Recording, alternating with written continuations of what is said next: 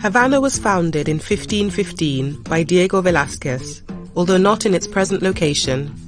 In 1553, the capital of Cuba was shifted from Santiago de Cuba to Havana, due to the increase of its economic importance as the commercial center of the Caribbean. Plaza Vieja has had an interesting history, falling from grace to bounce back and become one of Havana's most vibrant gathering spots. Originally laid out in the mid-16th century, Plaza Vieja was an important marketplace for the citizens of Havana. It now has beautifully restored buildings and arcades surrounding the central area, where a small fountain from the late 18th century stands. Old Havana, with its narrow streets and overhanging balconies, is the traditional center of part of Havana's commerce, industry and entertainment, as well as being a residential area.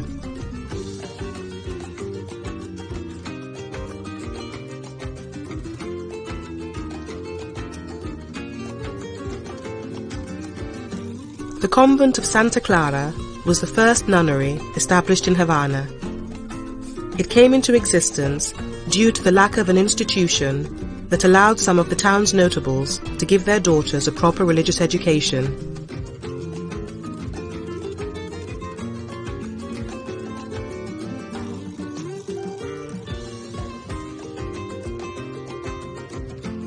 It's formed by 3 cloisters of 2 stories and a garden area. The main cloister includes a wide and luxuriant central courtyard surrounded by corridors with sturdy rough stone arcades at the outer limits on the lower story, contrasting with the simple wooden bases of its higher story. The other 2 cloisters are smaller.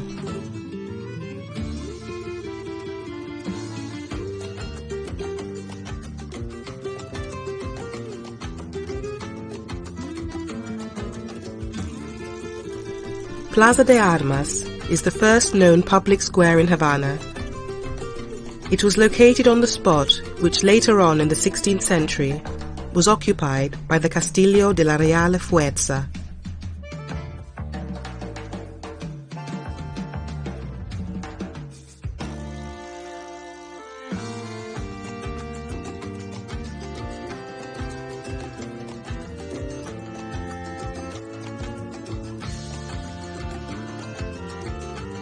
It wasn't until 1935 that the prestigious architects Evelio Govantes and Felix Cabarocas drafted projects that involved the recovery of the plaza.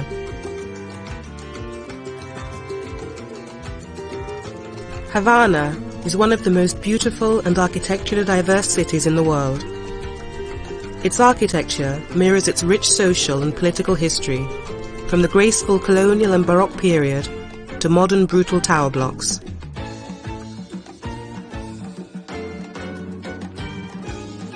Over the years, the streets received their names in an informal way, be it the appellative of some neighbor, the allusion to a noted event, the presence of a leafy communal tree, a temple, a trade, or for other worthy reasons to be remembered. Simón Bolívar was one of the most important leaders of Spanish America's successful struggle for independence from Spain. The influence from different styles and cultures can also be seen in Havana's colonial architecture. The old Havana entire area, covering a total of 143 hectares, was declared a national monument in 1978 and a World Heritage Site in 1982. It preserves 88 monuments of historical and architectural value, 860 of environmental value, and 1,760 harmonious buildings. At the beginning of the 20th century, along with Buenos Aires, Havana was the grandest and most important Latin American city.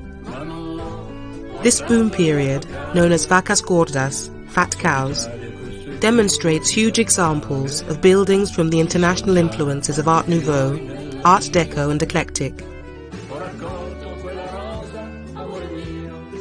Around 1540, there was a fortress called Fuerza Vieja, Old Forces, in the place later occupied by the Castillo de la Real Fuerza, the Castle of the Royal Forces.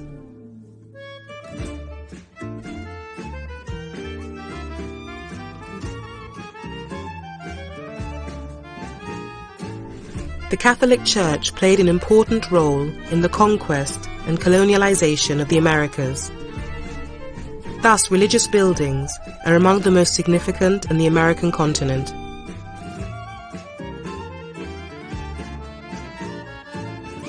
From the 16th century on, the advantages of the natural rocky elevation that lay by the bay's entrance, called El Moro, became evident. In the beginning, 2 outlooks were posted in this place to watch over the area. Since Old Havana was made a World UNESCO Heritage Site in 1982, dozens of buildings have been restored within the city.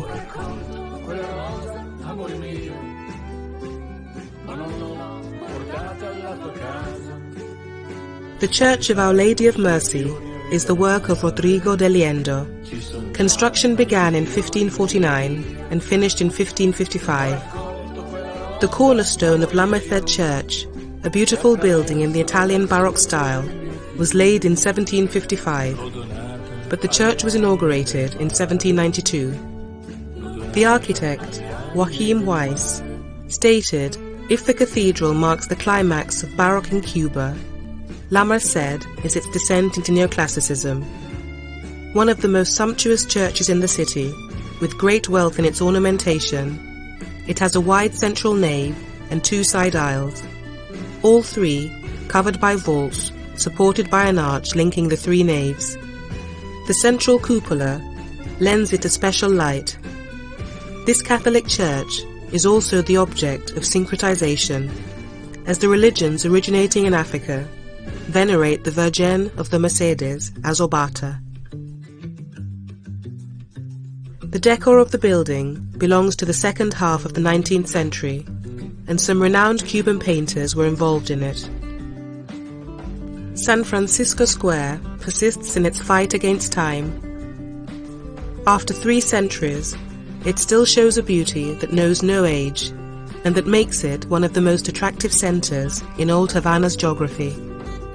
Known to many in the late 17th century as the most important square in the walled city, its construction was linked to the trade movement between Spain and its colonies in the Western Hemisphere. That's why the first customs building on the island, the governor's house, and even the town hall house were located there. Since the beginning, the square was surrounded by the homes of the most distinguished families of the new Havanan aristocracy, who had, in San Francisco Church neighboring the convent, the inquisitive thinking of the Counter-Reform. St. Francis of Paula Church was built in 1664, originally as a hospital for women and as a hermitage. After they were both destroyed by a hurricane in 1730, they were rebuilt in Baroque style. In 1907, it became the property of a private entity, which intended to demolish it in 1937. The hospital and part of the church were indeed demolished in 1946, but not without raising fierce controversy. It was renovated in order to host concerts of Renaissance and medieval music. After the Parroquial Mayor, Havana had a second temple, the Espiritu Santo, Holy Spirit.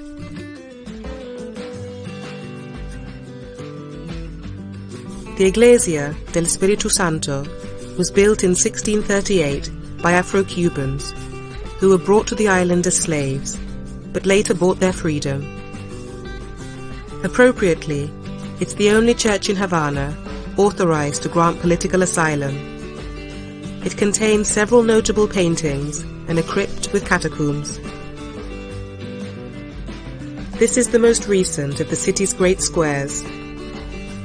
During the second half of the 16th century, some inhabitants had their houses built in this square, which they called Plaza de la Chinaga, Swamp Square, because this was where all the waters from the city gathered before pouring into the sea and mixing with the tides.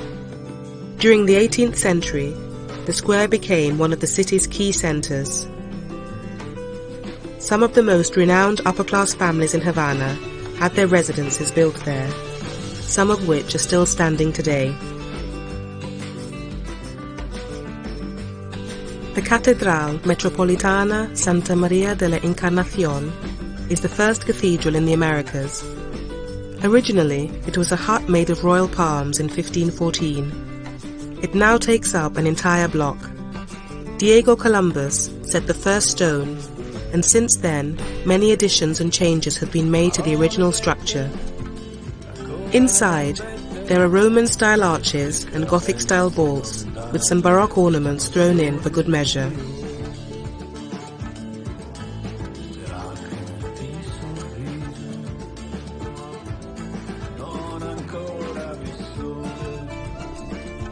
Like many of the colonial-era structures, this building has been able to withstand the test of time and man.